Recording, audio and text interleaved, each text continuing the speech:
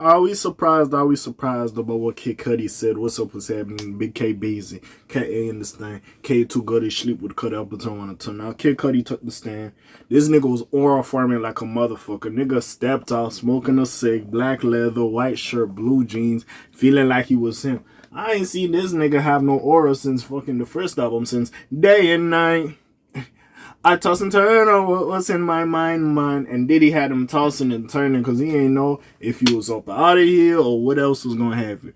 Let me give you the real spiel. Let me give you the story. In the words of, you're saying the homegirls, let me give you the tea. So basically, if you don't know what happened, this case has been going on. Now, we heard rumors about Diddy trying to blow up Kid Cudi, putting like a car bomb under his thing. And I'm thinking like, bro, this nigga is a mafioso. But I think Kid Cudi said it best when he's a supervillain. So in, I believe Friday, Thursday, whenever the fuck it was, I'm recording this on the Saturday. So he did give his testimony in court and basically stated that, yeah, him and Cassie were, what's it called, dealing with each other after whatever split or she had with Diddy. They was having whatever relationship. Somehow Diddy found out about it. And he also did state he feels like Cassie potentially set him up and put him in that situation. Because regardless, like, again, and listen, I know the celebrities know each other. You might have people in common to figure out where somebody lives. Or if Cassie's still kind of in contact with him and she's kind of going back to him / he's just popping up on Cassie, basically, the nigga could find out where you live. I wouldn't be surprised if he got that information from her. Let's keep it a buck. If we're going to be honest, let's be honest. But anyways, I digress. So anyways, with that being said, it continues on. They have their little relationship, situationship, whatever the fuck it is. She starts they date or whatever have you. Diddy hears about this, gets mad. First of all, which was I thought was jarring. For whatever reason, somehow went to his family. I need 20K for your daughter's transgressions. All that bullshit she did. They didn't have the money. Had to take out a second mortgage on the crib just so they could give him the 20K. Which is insane. First of all, you dated my daughter. The fact that, first of all, when you start dating the daughter and the parents had concern, like, yeah, you dating Puff, what the fuck, what's going on with all this shit? He's like, I'm her pappy now. Do you know how insane that is to say? And it's crazy Diddy's doing, because nigga, you have daughters. If there was a motherfucker that was doing that to your children, your daughters, you would be up in arms. So the fact you could just do that to somebody else's kid, I never understood how niggas could do that shit. Especially when you have multiple children. It's different if it's kind of like, in no disrespect to Anthony Edwards, it looks like he doesn't want to have a child or be even in contact with the child, right? But like, you love your children, you be hanging out with them, you be doing whatever the fuck you be doing. So the fact that, big dog, that is going on, and you just like, whatever, is crazy to me. It honestly just is crazy to me that is going on, that you could do that. Anyways, they start dating. He somehow gets Kid Cudi's low, breaks into his crib, opens up the Christmas presents for other motherfuckers, throws his dog in like the bathroom, which was great. Like, listen, I don't go fuck with you. That's crazy. I was already like, nigga, what the fuck you doing, nigga? That's a dog. The fuck is you on? Anyways, throws his dog over there, does whatever. Messes up his home pretty much, and throws a fucking Molotov on his car to fuck up the interior or the engine, whatever the fuck. Which is insane. To the point like the dog walker, whoever the fuck it was like, hey, yo, your car burning and shit. This bro come back. I'm just like, bro, what is this? Now, of course, when this first came out, I believed it. Because honest, Kid Cudi don't bother nobody. Like, out of every nigga Kid Cudi, he don't bother nobody. So, of course, I believe, like, yeah, Diddy on some fuck shit. I didn't need my nigga to come to court and testify. I knew what it was. And listen, this is my thing. Is Diddy gonna get completely scot-free off this? No. But at this point, I think they're worried about the sentencing. Because again, this is a court with a jury. So the jury find him guilty. Now it just depends on how much time is awarded to him. But at this point, you cannot say he's not going to go sit in jail for some years. He definitely going to sit in jail for some years. Of course, he got time served because he's been in there for a minute. And, you know, like I said, jail time work a little bit different than outside here. You could do like 85% and then you could come out. Especially on good behavior or whatever have you. But like, I ain't going to lie, bro.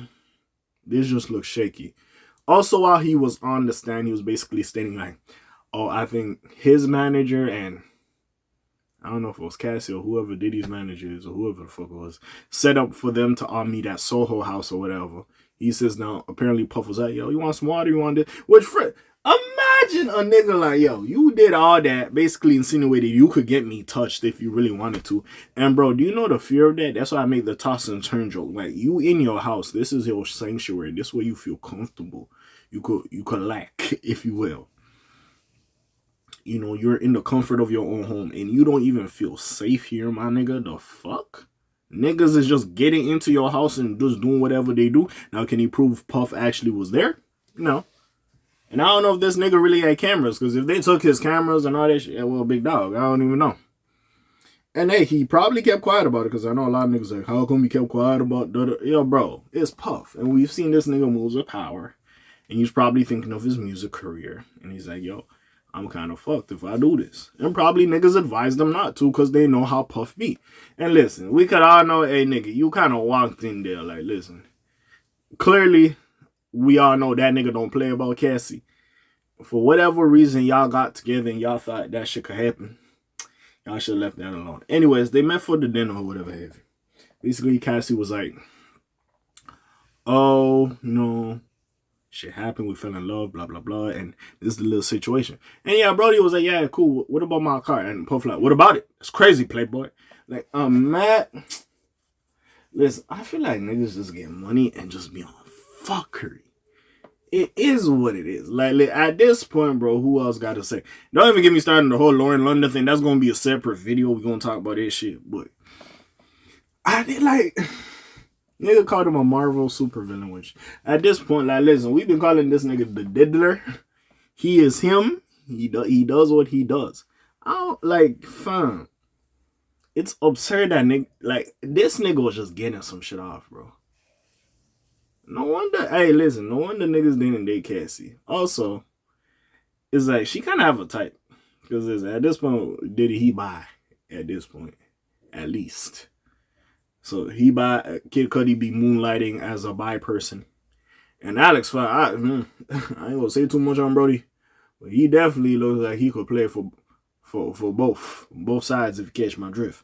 So at this point, I'm just looking at Cassie like, what is you on? Now again, I'm not gonna say Cassie not a victim and all this other shit, but imagine like dude genuinely liked you, and like again, this is just me. Maybe y'all just bonded like that, and you know, looks could be deceiving. If you a girl and you trying to, like, you in some fucked up relationship and you somehow get out of that, you looking for someone to hold you down, protect you, and do all this shit. Now, maybe Kid Cudi's a good talker. Now, Kid Cudi, as much as I fuck with you, gang, like, and I'm not telling her to go get with, like, a fucking, Greek god, Greek Adonis nigga, that big bulky nigga, buff nigga. Because, hey, nigga coulda, his house coulda got broken into too, but Kid Cudi seemed too lackadaisical, especially from her coming from all of that. You gotta need a nigga that gonna go to war about you. I ain't gonna lie, Diddy was playing in that nigga face. He was playing in that nigga face. I just, like, where else can this trial go, like, honestly? I didn't really cover Don Rashad. She didn't really say anything. The assistants getting their shit off, like, where else can this go? I ain't gonna lie. Diddy, you going to jail. I don't know how long, but you going to jail. But yeah, what do y'all think about Kid Cudi testifying? I am happy that at least we have heard like some male testimonies as well, him and the assistant. So that does help. But what do y'all think about this? You know, comments down below, links in the description. Besides that, friendly neighborhood K.A. sign out for today. You heard me and I'm gone. Slime Zoom, peace, y'all, gang. Aye.